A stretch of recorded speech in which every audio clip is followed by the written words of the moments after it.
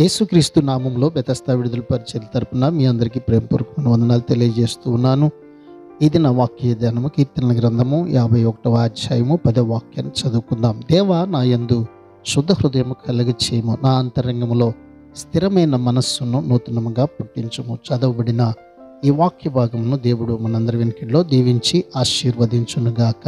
శుద్ధ హృదయం దీనికి అర్థము కల్తీ లేని ఉద్దేశాలు గల యథార్థ హృదయం, పవిత్రమైన కోరికలతో నిండిన హృదయం, పాపానికి ఎదురు తిరిగే హృదయం, దేవుని పరిశుద్ధాత్మ అదుపులో ఉండే హృదయం అన్నమాట.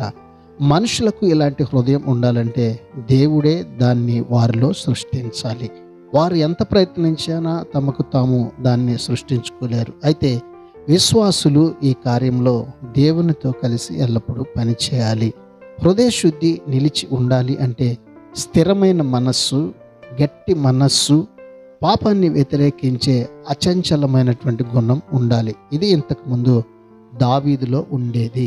అయితే పాపం చేసి దాన్ని జారవిడుచుకున్నాడు గనుక దేవుని సన్నిధిలో పశ్చాత్తాపడుతూ ప్రార్థన చేస్తున్నాడు. ఇటు మనస్సు మనం కూడా కలిగి మన పాపములను విడిచిపెట్టి దేవుని తట్టు తిరుగుదాం. అట్టి కృపను దేవుడు మనందరికీ కూడా దయచేయనుగాక. ఆమెన్.